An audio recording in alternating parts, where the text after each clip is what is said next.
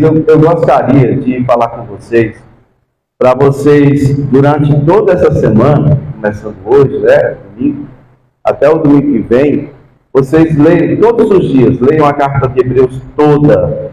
Não posso ler, pastor, porque, cara, põe o fonezinho de ouvido, deixa ela pular lá o dia todo. Eu preciso que a gente explore a carta aos Hebreus. Vou começar, talvez, uma série de estudos dentro da carta de Hebreus. Hoje é o primeiro estudo, talvez mais 1 ou 2 domingos. Nós iremos falar dentro da carta aos Hebreus. Tem coisa muito rica aqui. Eu fiquei ouvindo o tempo todo, e sempre que eu escuto colocava para repetir no início, e sempre que eu estava escutando, vinha algo mais rico, vinha algo completando o pensamento que eu já tinha, e mesmo fazendo alguma atividade de casa, eu acho que eu escutei de ontem para hoje mais de 20 vezes, umas 21 a 22 vezes. De ontem, esses últimos 3 dias. Ficava só direto, carta aos Hebreus, carta aos Hebreus. Amém? Tem muita coisa interessante. Hoje eu pretendo fazer só a introdução e dar as primeiras pinceladas para a gente ter uma visão geral do que a carta aos Hebreus traz para os seus leitores. Amém? E para aqueles que gostam de estudar. Aí você pode pesquisar, entender a introdução todinha e tal. Pode abrir lá em Hebreus. Mais tarde eu vou precisar que os cantores aí, do ministério, cada um pegue o microfone aí que nós vamos explorar mesmo, estudar, procurar alguns versículos e aí eu vou pedir a ajuda de vocês mais tarde. Amém? Estão preparados aí? Tem mais 3 microfones, né? Vai dar certo. Queridos, então vamos lá. Eu quero também dizer, a primeira coisa que eu quero colocar para vocês é que nós encontramos na carta aos Hebreus, ela fala sobre Melquisedeque. Quem lembra de Melquisedeque? Aquele que recebeu o dízimo do despojo da guerra que Abraão empreendeu contra reis. Os reis que tinham levado o Ló, né? Houve uma guerra de 5 reis contra 4. Os vencedores vieram, levaram Ló. 5 contra 4. E Abraão foi atrás dos vencedores dessa guerra para resgatar o sobrinho dele e venceu. Então, quando ele voltou, ele entregou o dízimo a Melquisedeque. A carta aos Hebreus fala sobre Arão, sacerdócio araônico, certo? Fala sobre a questão de anjos, fala sobre Moisés, fala sobre os sacrifícios da antiga aliança, sobre todo o sacerdócio. Ao panorama geral, assim, resumindo bem, se você resumir bem direitinho a carta, a panorama geral vai dizer para você que Jesus é o maior. Não é maior só, Jesus é maior, não. Ele é o maior. Tudo que a carta abordar, todos os assuntos que ela tirar da gente, ela vai dizer, olha, esse tem certo conteúdo, mas Jesus é o maior. E ela vai puxar vários assuntos, mas ela vai sempre centralizando a pessoa de Jesus Cristo. Amém? Então, resumidamente, seria essa mensagem central da carta. Então, nós podemos ver aqui primeiro, Jesus é o maior. Você vai ver no primeiro e segundo capítulo, e do capítulo 3 até o versículo 12 do capítulo 4, ele é maior do que Moisés. Depois vai dizer que ele é maior que os sacerdotes, né, e sumos sacerdotes, do capítulo 4 ao 7, ali até o versículo 28. Depois vai dizer que ele é o maior, é maior que todos os sacrifícios feitos no Antigo Testamento. Está lá no capítulo 8 ao 10. Também vai dizer, a carta vai dizer que ele é maior que todos os heróis da fé, que inclusive aguardavam a vinda de Jesus, o Messias, e que morreram crendo que iriam ver o Messias, mas não viram. Por Deus ter reservado algo superior para nós. Amém? E para que eles sem nós não fossem aperfeiçoados. Olha que maravilha. E aí lá mais na parte final, capítulo 11 em diante, vai, na medida que nós perseveramos em nossa fé, como nós temos que caminhar nessa vida sem tirar os olhos do Senhor. Se tirarmos o olho, é como diz lá no início também, né? Desembaraçando de tudo que nos prende, do pecado que nos assedia, corramos com perseverança a carreira que nos está proposta. Como? Corramos como? Olhando firmemente para Jesus, o autor e consumador da nossa fé. Amém? E então você vai ver também, mais um ponto aqui, nós precisamos viver juntos como comunidade da Nova Aliança, como igreja.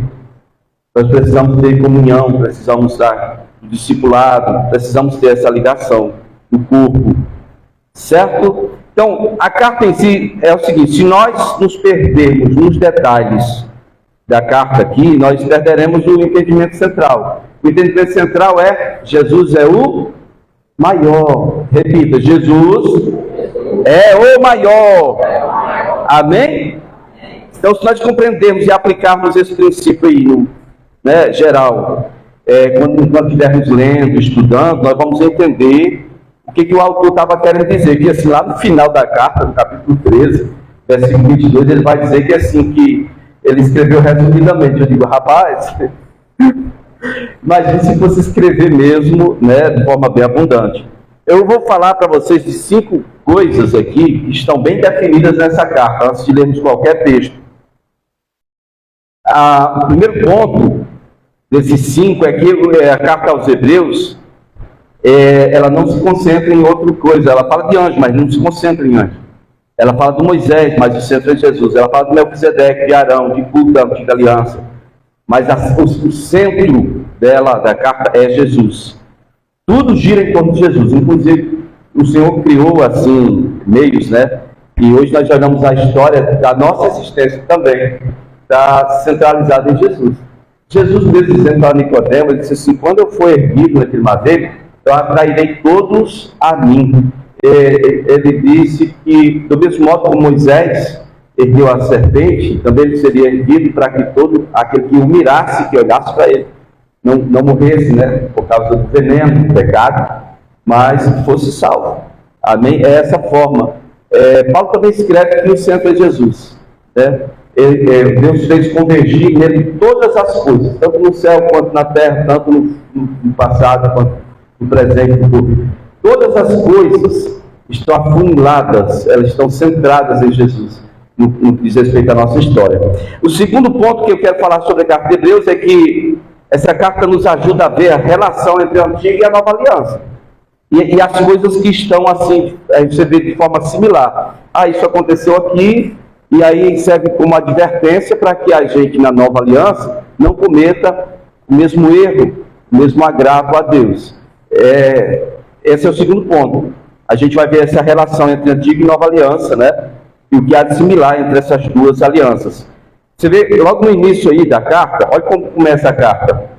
Veja o versículo 1 do capítulo 1, diz assim: havendo Deus outrora falado muitas vezes e de muitas maneiras aos pais pelos profetas, nesses últimos dias nos falou pelo Filho, a quem constituiu o herdeiro de todas as coisas, pelo qual também fez o universo. Ele é o resplendor da glória e a expressão exata do seu ser, sustentando todas as coisas pela palavra do seu poder. Não é pelo poder de sua palavra, é pela palavra do seu poder. Que interessante. Depois de ter feito a purificação dos pecados, assentou-se à destra da majestade nas alturas, tendo se tornado tão superior aos anjos, quanto herdou mais excelente nome do que eles. Amém? Jesus é o maior, não é? Logo de início você vê isso aí. Olha, quando você começa vendo aqui, outrora, muitas vezes, e de muitas maneiras, ou de muitas formas. Olha só, vamos devagar. Outrora, muitas vezes e de muitas maneiras. Deus falou através de quem? Dos profetas. Ele falou a quem? Aos nossos pais, aos antepassados. Então, outrora, Deus falou muitas vezes e de muitas maneiras aos antepassados. Mas agora, Ele falou através do Filho. Eu lembro daquela parábola, O cara manda os servos lá para ver o resultado da colheita. Aí apedrejaram um, mataram outro, esfolaram outro. Aí então vou mandar meu filho. Eles vão respeitar meu filho. Aí os caras que tinham arrendado lá disseram: esse é o filho, vamos matar e vamos tomar posse do que da herança aqui do negócio. Bom, ele falou pelo Filho. O que essa carta está dizendo nessas duas frases Quando diz assim, ó, que antigamente Deus falou de muitas formas, e muitas vezes aos pais, mas agora falou através do Filho, e nesses últimos dias ele falou conosco, ele fez isso por meio do Filho. Aqui está resumindo não só a carta aos Hebreus, mas toda a mensagem da Bíblia. Aqui é o centro de tudo que Deus fez. Olha, tipo assim, está fazendo a distinção entre velha aliança e nova aliança. Primeira coisa aqui é que o resumo dessas duas palavras, dessas duas mensagens, dessas duas frases, está falando claramente que a revelação do Antigo Testamento ela é fragmentada e ela é variada e repetida. Sabe aquele negócio que fica batendo na mesma tecla? E ninguém ouve, e ninguém conserta, e ninguém tem como fazer nada, porque a lei não conserta ninguém, a lei não conserta a vida de ninguém. Olha, faça isso, faça isso. O problema é o pecado. A lei não tem como contornar o pecado, porque ele está dentro da natureza humana.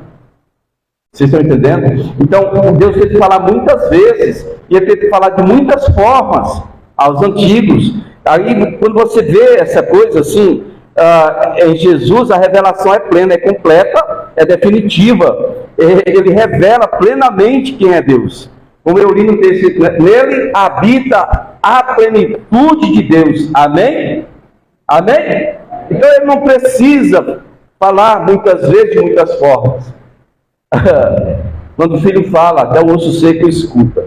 Amém, queridos? Jesus, ele revela Deus perfeitamente, plenamente, porque ele é o resplendor da glória, a expressão exata do seu ser. Está aí no versículo 3, né? Como nós lemos aqui. E também nós sabemos que o Antigo Testamento, a carta diz que o Antigo Testamento está cheio de figuras e sombras. Jesus, porém, não é uma sombra, ele é a realidade, pura e simples.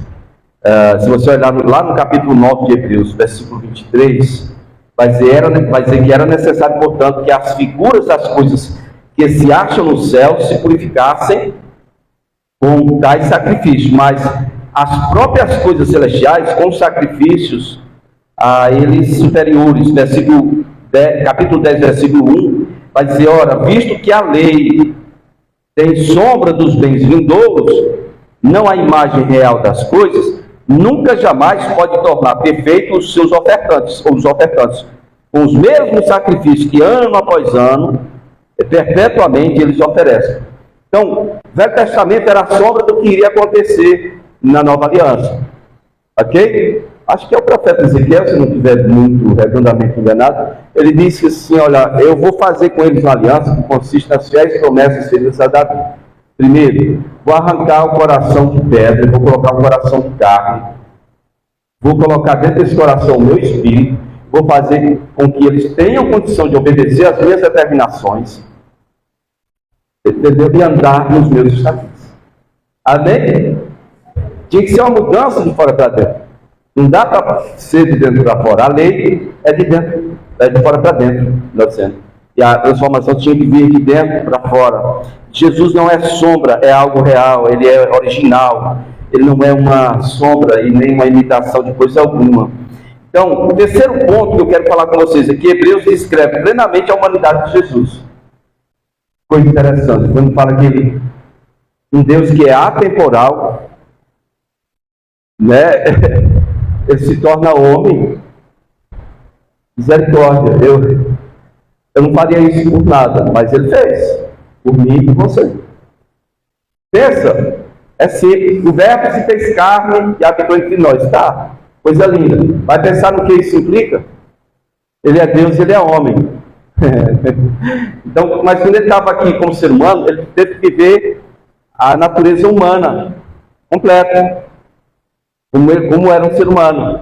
Todavia não pecou. Compensação, agora nós temos um homem no céu. Se ele era Deus homem aqui, no meio dos homens, ele continua sendo Deus homem lá, sim ou não? Por isso é que os anjos ficaram admirados quando entrou o Rei da Glória. Levantai os portais eternos para que entre o Rei da Glória. Quem é o Rei da Glória? O Senhor dos Exércitos. Aquele que apareceu com Josué e disse, eu sou o Senhor dos Exércitos. É o Jesus, o anjo El Shaddai. Os anjos fizeram silêncio. Quando ele entrou, não tem silêncio no céu, não. Né? Você está pensando que é igual a sua casa e na hora do almoço a esposa diz assim, ó, fazer silêncio para comer. Aí o marido diz assim, nós vamos comer ou dormir? Estou brincando, gente. Bom, não, lá não tem silêncio, não. E eles ficaram admirados, porque era um homem. Veja que antes de Jesus subir aos céus, ele desafiou os dele, né, os 12. Aperta minha mão aqui, veja que eu tenho carne e osso. Depois subiu dali, ó. Foi para Galileia. Eu vou na frente de vocês para Galileia, vou encontrar vocês lá. Eu ainda não entendo esses mistérios. Jesus estava na Judéia, apertou a mão lá, né, apresentou-se para Tomé, não seja incrédulo, Tomé, pare com isso. Isso é uma coisa de gente que é vida louca, seja crente. E aí, insistiu com eles porque queria encontrá-los lá na Galileia. Porque lá que ele começou o ministério. Ele queria se despedir lá. Aquele monte da Beatitudes, né? Mateus 5 ali, as bem-aventuranças foram proferidas lá, no início mesmo do ministério dele, oficialmente público, né? Amém, queridos? Então Jesus, Deus, homem, está sentado à destra da majestade. O Filho de Deus se tornou semelhante a nós, compartilhou da nossa origem humana e foi tentado, experimentou sofrimento e provou a morte. Contudo, ele não pecou.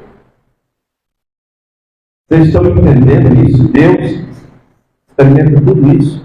Olha, o que aconteceu há 1000 anos atrás, Deus já sabia antes, desde a eternidade passada. E o que vai acontecer daqui a 1 milhão de anos para frente, Deus já sabe. Ele é atemporal, ele está acima disso. O tempo é para nós. Certo? Ele é atemporal, não espacial. Tá? Geografia e... sabe?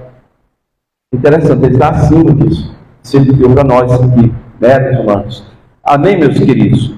Então, o que eu falei aqui foi que ele experimentou todo o sofrimento. Hebreus 2, versículo 10, diz: porque convinha que aquele que por cuja causa e por quem todas as coisas existem, conduzindo muitos filhos à glória, aperfeiçoasse por meio dos sofrimentos o autor da salvação deles.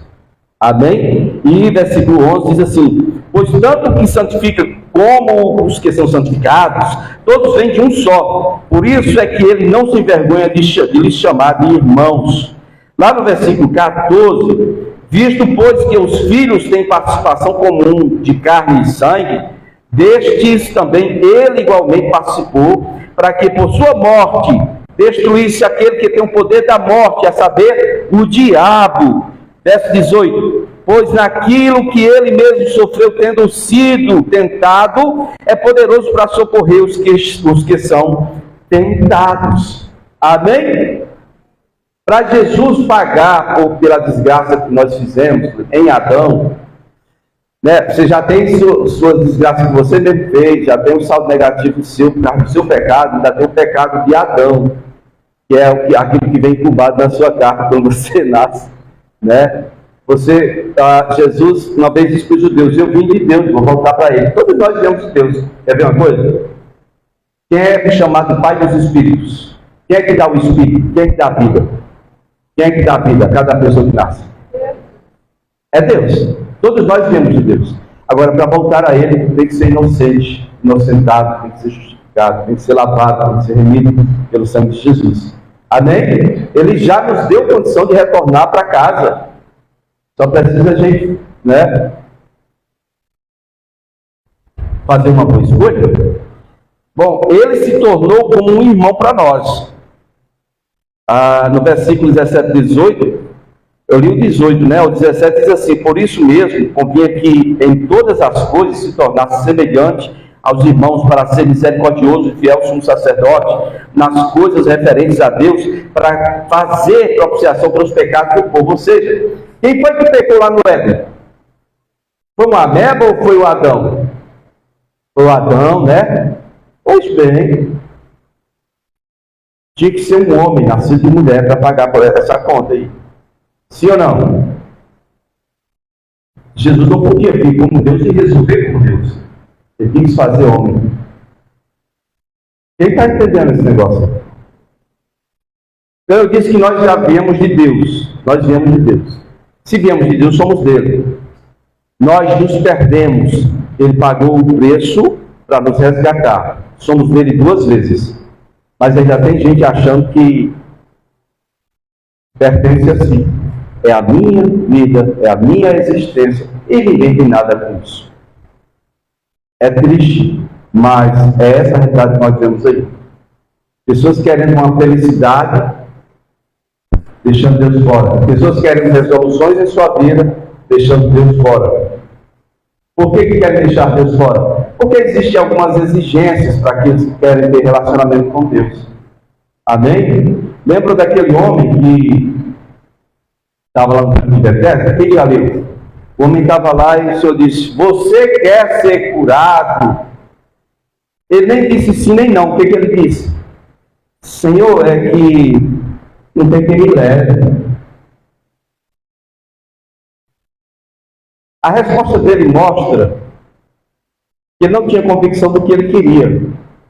Sabe o que tira a convicção nossa daquilo que nós queremos? É quando estamos presos a pecado. Nós não olhamos para quem vem nos libertar, nós olhamos para a marra, dizendo: não tem alguém que me leve para lá. Em outro lugar, Jesus falou para um cego: o que você quer que eu lhe faça? Esse cego sabia o que queria. Ele disse o quê? Senhor, que eu torne a ver. Então, aquele primeiro cara, ele não estava preso só ao pecado de Adão, não, era pecado dele mesmo. Não é toda enfermidade que vem por causa de pecado, não, meu não. Às vezes tem umas que vem por causa da genética, foi provido lá em Adão. Aí Deus desmantou ele para cá. Mas o caso do primeiro cara lá, que eu citei aqui, estava perguntando, era caso de pecado dele. Porque eu sei que a história diz que Jesus depois encontrou ele. Jesus pega a tua maca e vai na tua casa. Aí os caras viram, né, e disseram: hoje é sábado, você está levando aí, maluco, a maca, não pode não. Esse é mais o homem que me curou, disse: se eu levar a maca, eu estou levando a maca. Né? E aí, quem foi esse que mandou você levar a maca? Quem foi? Ele disse: eu não sei. Depois o homem encontrou Jesus lá no templo. Na verdade, Jesus encontrou ele e disse assim: observa bem as coisas aí, mano. Você já está curado. Não pegue mais, para que algo pior não lhe aconteça. Era ou não era uma prisão de pecado na vida dele? O fato de ele estar paraplégico. Vocês estão entendendo? Então, isso tira a convicção do que você quer, tira a convicção de quem você é. O pecado faz isso. Nós temos o dever de odiar o pecado, com todas as forças. Da mesma forma que o primeiro mandamento é amar a Deus, como é que diz assim? Todo o seu coração, alma, entendimento, força. Pois odeie o pecado. De todo o seu coração, alma, entendimento e força. Odeie em tudo que você é. Porque o pecado ele tende a tirar você de tudo que Deus te tem como promessa para você. Amém? Jesus se tornou humano para nos mostrar que é possível vivermos sem prisões, sem cadeias. A menos que a gente ame muito uma cadeia assim. Tem gente que acostuma e gosta. Tem gente que está tanto tempo na cadeia que quando recebe, não sei agora o nome do documento lá, é liberado da cadeia, a pessoa diz: não, eu quero morrer aqui, não sei mais viver lá fora.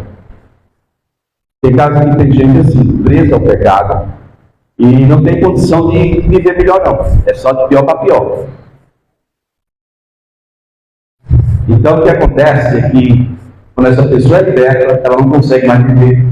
Ela não sabe, ela tem que aprender a viver de forma livre. O Senhor está aqui para nos ensinar. Amém? Amém? Amém? Glória a Deus. Bom, queridos, então o Filho de Deus, ele compartilhou das nossas limitações. Ele levou para o céu essa mesma intermédio, ou por intermédio de Jesus, nós podemos chegar confiantes diante do trono de Deus, com toda a certeza que acharemos misericórdia para as nossas fraquezas e acharemos graça para as nossas pecaminosidades, para as nossas desgraças. As desgraças que nós fazemos. Lá no capítulo 4 de Hebreus, no versículo 14 e 15, você vai ver assim: tendo, pois, Jesus, o Filho de Deus, como grande sumo sacerdote que penetrou os céus, conservemos firme a nossa confissão. Que confissão? Tanto Hebreus quanto Pedro, ele fala sobre confissão de uma esperança. Que esperança? De sermos salvos. A promessa diz respeito a uma esperança. Quando falamos de salvação, nós entendemos que tem três tempos. Todo mundo já sabe disso. Eu fui salvo quando eu criei, eu estou sendo salvo, ou seja, o processo de santificação, e eu serei, futuramente, eu serei definitivamente salvo, se vindo o Senhor me encontrar realmente debaixo da graça, né? Amém? Quem está entendendo? O versículo 15 diz: porque não temos um sacerdote que não possa compadecer-se das nossas fraquezas. Antes foi ele tentado em todas as coisas, a nossa semelhança, mas sem pecado. Diga, é possível viver sem pecado. Fala aí. Não, mas diga com mais convicção. Diga, é possível viver sem estar pecando. Amém? Você tem que afirmar isso mais de uma vez, quantas vezes for preciso. Porque isso é a palavra de Deus. Na verdade, o inimigo da sua vida fica falando isso para você o tempo todo, através das coisas das mídias, através de tudo que você vê e ouve aí. Ele fica afirmando para você que você é fraco, você é limitado, você é assim mesmo. É só um pecadinho, mas é assim mesmo. Às vezes você é uma grande pessoa que tem um grande projeto de Deus para ser feito em sua vida, mas você tem uma prisão, um pecadinho deixa lá, a coisa é tua. Mas o inimigo já lhe convenceu. E é assim mesmo, você vai continuar assim mesmo. Isso é mentira. Jesus não perdoa. Amém? Amém ou não amém? Amém. Veja aí, por favor.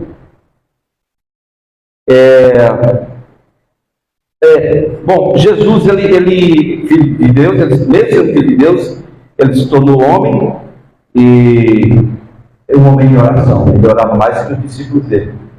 Ele era filho de Deus. Ele, pela lógica, deveria orar mais do que os discípulos.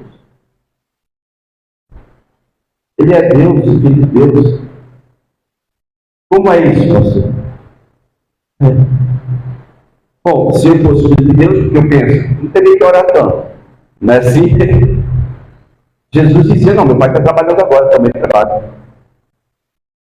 Ele disse em outro lugar, olha, as palavras que eu falo, eu recebo do meu pai. Era uma comunhão muito íntima. Para que orar tanto? Um dia nós vamos descobrir, irmãos. Mas não espere para que esse dia seja quando você estiver na glória, não, porque oração é para cá, viu? É para esse momento agora.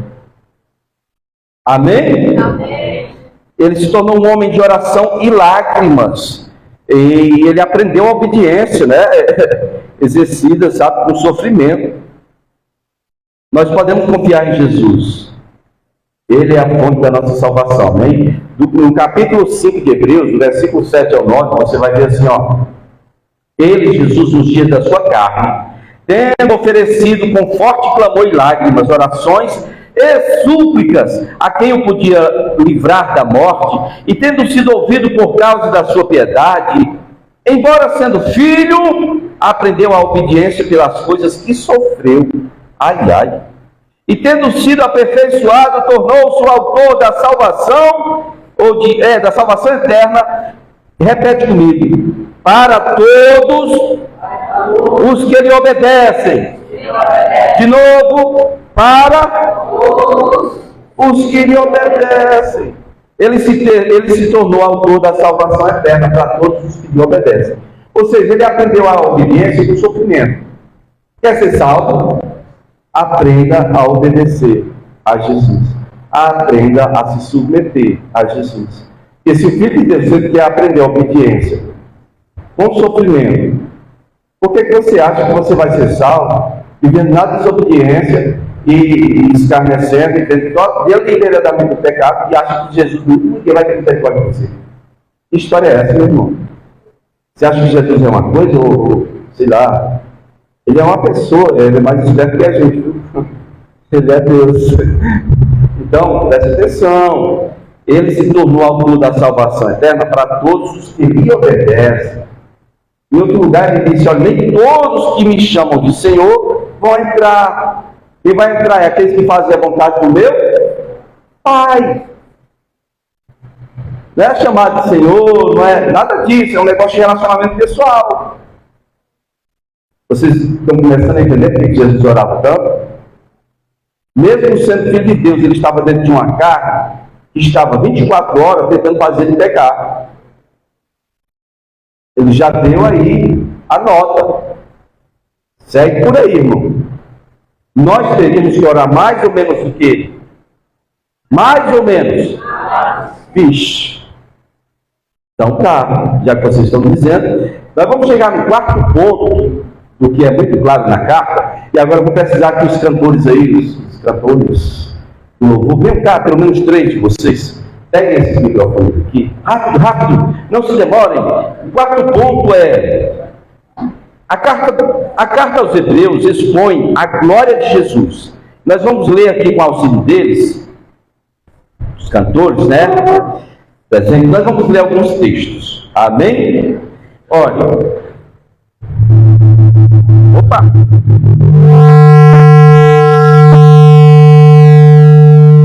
Chofar! Tá tocando. Acho que é porque baixou. O toque do chofar aí. Alguém dá uma olhadinha lá se ainda tá funcionando, ó. Dá uma olhadinha lá. Oi. Voltamos. Aqui, ó. O segundo aqui, Hebreus 2:9. Hebreus 3:3. Hebreus 4:14. Irmãos, Hebreus 5:9, eu acho que a gente, não sei se a gente já leu, coloca aí ela, Hebreus 5:9. Aí, ó. E tendo sido aperfeiçoado, tornou-se o autor da salvação eterna para todos os que nele, ou todos os que lhe obedecem. Amém? Lê aí o outro texto lá. Vemos todavia aquele que, como tanto, foi feito maior do que os anjos, Jesus, colado de honra e glória, por ter sofrido a morte, porque, pela graça de Deus, em favor de todos, experimentassem a morte. Vai lá para o 6:20. Hebreus 3. Aí. É considerado digno de maior glória do que Moisés. Da mesma forma que o construtor de uma casa tem mais honra do que o da própria casa. Vai para o 7:22. Hebreus 4:14. Tendo, pois, a Jesus, o Filho de Deus, como grande sumo sacerdote que penetrou os céus, conservemos firmes a nossa confissão. Vai para 8:1. Deus não é justo. Ele não se esquecerá do trabalho de vocês e do amor que demonstraram por ele, pois ajudaram os santos e continuam ajudando. 9:15. Pois é evidente, Hebreus 7:14, pois é evidente que o nosso Senhor Jesus, descendente de Judá, filho da qual nada fala como um sacerdócio. Hebreus 8:1. Vai para 10:12. O essencial das coisas que temos dito é que possuímos tal sumo sacerdote, que se assentou à destra do trono da majestade dos céus. Vai para o 11:40. Tudo sobre a glória de Jesus. Hebreus 9:15. Por essa razão, Cristo é o mediador de uma nova aliança, para que os que são chamados recebam a promessa da herança eterna, visto que ele morreu como resgate pelas transgressões cometidas sobre a primeira aliança. Isso foi o quê? Hebreus 10:12. Mas quando este sacerdote acabou de oferecer para sempre um único sacrifício pelos pecados, assentou-se à direita de Deus. Vai para 13:8. Hebreus 11:40. Por haver Deus provido coisa superior a nosso respeito, para que eles, sem nós, não fossem aperfeiçoados. Pronto. Agora para só eles dois. Hebreus 11:2. Tendo nos olhos filhos de Jesus, Obrigado. o consumador da nossa fé. Ele, pela arrependimento de fogo da morte, suportou a cruz, desprezando a vergonha e assentou-se à direita do trono de Deus. Hebreus 13:8. Jesus Cristo é o mesmo ontem, hoje e para sempre. Obrigado, Edna. Obrigado a vocês. Todos esses versículos lidos aqui têm a ver com a forma como a carta aos Hebreus fala, expõe a glória do Senhor Jesus. Amém? Eu quero que vocês, essa semana, se empenhem, estudem, lê essa carta quantas vezes você puder. Então, quando falou aí o Wesley, foi ela. Jesus é o mesmo, ontem, hoje, é o mesmo e será para sempre, né, eternamente. É desafiador você pegar um texto desse aqui. É o mesmo Jesus, ele tinha o mesmo carinho, o mesmo amor pelas pessoas, ele tem o mesmo poder. Não, ele tem mais poder. Porque antes ele curava, expulsava demônio e orava. Depois que ele ressuscitou, a declaração dele foi bombástica. Ele disse: todo o poder me dado no céu e na terra. Ou seja, eu estou com like de 100% agora. Vem para cima que eu vou te mostrar quem é o El Shaddai. Vem para cá. Entendeu? Todo o poder me dado no céu e na terra. Portanto, faça um discípulo. Sou eu que estou mandando. Sou todo o El Shaddai que está mandando. Quem estiver no caminho, quem estiver embaraçando, quem estiver embaçando, tentando impedir, vai ter que prestar conta comigo. Amém? Investe o que você puder em fazer discípulo, em nome de Jesus. Queridos, o quinto ponto e o último ponto, que eu vi que é muito claro, a parte final da carta vai falar sobre a sensibilidade pastoral. Né? Fala para honrar os guias, os líderes religiosos, porque eles levam por suas vidas como se tivesse que prestar conta por vocês. É como se tivesse que prestar conta. Cada um vai prestar conta por si. Mas a gente tem esse zelo, né, pela vida dos irmãos, como se a gente tivesse que prestar conta. Ok? Aí diz assim: olha, façam isso, né, honrem eles, para que eles não façam isso chorando, ou para que eles não tenham esse zelo, vocês chorando. Por quê? Porque isso não vai aproveitar nada. Já pensou? A pessoa é zelosa por sua vida, quer te ver bem, e aí, de repente, você simplesmente desconsidera tudo isso. Qual é a recompensa que você vai receber de Deus? Se o Senhor me colocou aqui para te servir, para zelar por sua vida, para te ajudar a compreender o caminho, e você simplesmente virar as costas para tudo que eu tenho de Deus, para ministrar em sua vida, o que de bom você vai poder receber? Né? Então, se você virar as costas, eu vou tentar fazer isso, mas eu vou fazer isso chorando, porque eu sei qual vai ser a sua atitude. Se você for uma pessoa humilde, quiser ouvir, pronto, aí vai dar certo. Você vai receber e vai ser abençoado, amém? Hebreus fala dessa sensibilidade pastoral, é uma carta assim realista. Fala sobre sofrimento, medo de perseguição, fala sobre perigo, fala sobre desânimo, fala sobre as lutas que nós temos contra o pecado, sobre a possibilidade de cair. Amém? Amém? Amém. Fala sobre paralisia espiritual que vem e alcança alguns por causa essa questão de você simplesmente descarta a voz da sua consciência ou a voz do Espírito e quer seguir uma outra coisa, buscando outras possibilidades de vencer, aí você fica paralisado, né? A insegurança, fala sobre todas essas coisas.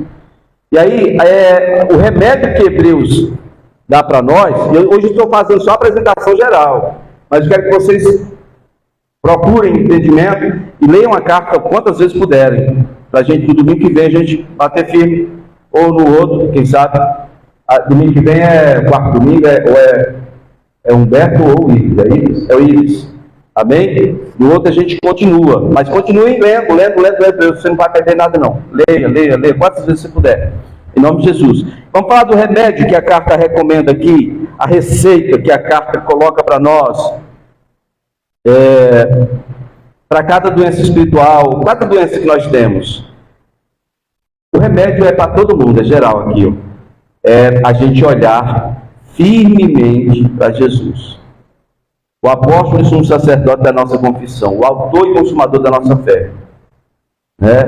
Logo no capítulo 3, no versículo 1, diz assim: por isso, santos irmãos, que participais da vocação celestial, considerai atentamente o apóstolo e sumo sacerdote da nossa confissão, que é Jesus. E Hebreus 12:1, portanto também nós, visto que temos rodeado, já citei aqui, né, uma tão grande nuvem de testemunhas, desembaraçando-nos de todo o peso e do pecado que tenazmente ou tão de perto nos assedia, corramos com perseverança a carreira que nos está proposta. É aí onde depois em seguida diz: olhando firmemente para Jesus. É a forma que você tem que correr, amém? Quando for ler, quando for buscar, quando for procurar entendimento nessa carta, você tem que procurar tudo à luz desse panorama que eu apresentei aqui. Sabendo que o centro ela tenta afirmar que Jesus é o maior em tudo. E ela compara a velha aliança com a nova aliança. Você tem que ler tudo à luz de quem é Jesus. E aqui essa carta vai começar a te fazer entender quem é Jesus de verdade. Amém? Essa carta vai fazer com que você entenda que não vale a pena você estar se embaraçando com essa coisa que o pessoal fica falando aí, uma vez salvo, sempre salvo, pastor. Essas picuinhazinhas. É pessoal, salvação é pessoal. A Bíblia dá algumas dicas de como é a vida de um salvo. Amém? E de como é a vida de um perdido. Mas ela não dá essas dicas para a gente estar definindo isso aí não. Quem define isso aí, é definido por Jesus. Qual é o nível de relacionamento que você e eu temos com Ele? Amém, queridos? Amém ou não amém? Ela nos ajuda a entender quem é Jesus de verdade. Porque essa carta, se você colocar assim, por exemplo, a frase, até o fim, você vai encontrar pelo menos 2 ou 3 versículos que vai fazer você abrir o olho e vai ficar desse tamanho, seu olho. Até o fim. Dentro da carta, você vai lá na pesquisa, escolhe o livro de Hebreus, o carta de Hebreus, até o fim. Coloca. Para você entender que o negócio não é uma coisa assim, levantei a mão para Jesus. Se o maior sacrifício que você fez por ele foi chegar aqui publicamente, levantar a mão para ele e dizer, eu vou te seguir, meu irmão, abre o olho, que tem mais coisa aí. Isso aí é o primeiro passo. É só o primeiro passo. Amém? Então veja bem. Se você começar a ler entendendo quem é Jesus de verdade, você vai começar a agir dentro desses princípios que são colocados aqui. Amém, queridos? Amém? Quem está entendendo tudo o que eu falei? Vamos começar aqui, rapidinho. Não pode sair, fica só vazio ali. Bom, eu nem sei se está transmitindo mais não, mas dá uma olhadinha aí depois. Queridos, a carta aos Hebreus, ela aborda temas muito claro sobre essa questão de você começar a seguir e parar no meio, ou sobre a questão de você ser reconduzido ao arrependimento. Não existe. Quem um dia confessou a Jesus? Já confessou Jesus, tá? A Bíblia fala de confessar a Jesus? Fala. Jesus fala, olha, se confessar diante dos homens, eu lhe confesso diante do Pai. Se negar diante dos homens, eu poderia negar aqui. Papo reto. Amém? Porém, as pessoas tiram desse negócio de confissão algo que é fundamental, que é arrependimento. Diga arrependimento. Amém? Se eu não me arrepender dos meus pecados, eu nunca terei perdão. Porque o que é incondicional é o amor de Deus. A salvação não é incondicional. O perdão de Deus não é incondicional. Ele tem uma condição. É você se arrepender.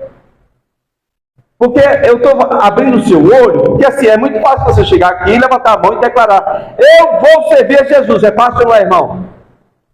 Mas eu vou fazer uma declaração pública aqui e vou continuar sem me arrepender dos meus pecados, vou continuar uma vida de pecados e eu vou achar que vou ser salvo mesmo assim. Isso é um engano, irmão. Tem que haver arrependimento, amém? Amém ou não amém?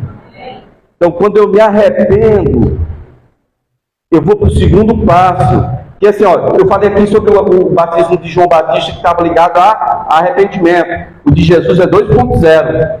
É arrependimento mais conversão. Porque uma coisa é você arrepender. Se você dizer, eu me arrependo dessa vida lascada que eu tinha até aqui. Mas se você não der o próximo passo, você vai continuar na vida lascada. Que é convertei-vos. O texto bíblico diz, arrependei-vos e convertei-vos para que sejam cancelados os vossos pecados. Quando eu passo pela conversão, isso tem a ver com o novo nascimento, isso tem a ver com a assistência espiritual que o Espírito Santo vai me dar. Amém? Mas se eu só me arrependo, e daqui a 1500 anos eu vou estar me arrependendo de novo porque eu pequei. Quando é que eu vou dar o próximo passo? É quando eu me converter. O que é conversão? Quem já jogou basquete aí? Basquete. Quando a bola entra lá na cesta, o negro fala que converteu tantos pontos. Porque olha só, você joga a bola, se não tivesse a força gravitacional, ela ia até sair do planeta, nem embora. Mas por causa do peso, ela faz isso aqui, ela vai numa direção e ela volta e acerta o alvo. Isso é metanoia, mudança radical de pensamento, é mudança de direção. Conversão é isso. Não é algo que o Espírito Santo de Deus vai chegar, vai meter o laço, vai pisar no pescoço e dizer, está dominado. Não. É algo que eu e você temos que fazer. Amém? Preste atenção. Desde pequeno, quando a gente faz experiências que não dão muito certo, desse menino curioso que mistura aí umas substâncias, né, coisa química, de repente a gente fica totalmente arrependido. Basta você pegar uma criancinha que vivia brincando nas tomadas, e aí encostou o dedo num ferrinho lá, e que tremeu todinho, caiu todo cagado. Eu quero ver se ele ainda vai pôr o dedo lá. Não é assim? Estou falando de uma criança, imagine gente grande, quando tem experiência ruim, evita. Ou seja, por uma experiência ruim, o cara tem uma decisão firme, nunca mais vai pôr um dedo ali. Fica traumatizado para sempre. O cara vira homem e diz, eu mexo com tudo, menos com energia. Ele tacou o dedo lá na primeira infância, marcou para sempre. A vida dele, a alma, o espírito, está tudo marcado. Quem está entendendo? Não espere que Deus venha lhe dar um choque. Não espere que Ele venha te balançar. Não espere que Ele venha te prender com laço, te puxar. Isso não é papel do Senhor. Isso é papel meu e seu. Arrependei-vos e convertei-vos. Você se arrepende para receber o perdão. E você se converte para poder começar a andar com Deus. Amém? Se você só se arrepende, você não tem condição de andar com Deus. Você tem que converter. E conversão é uma atitude, uma escolha sua. Você vai entender isso quando você ler bem claramente a carta dos Hebreus. Vamos ficar de pé? Vamos orar?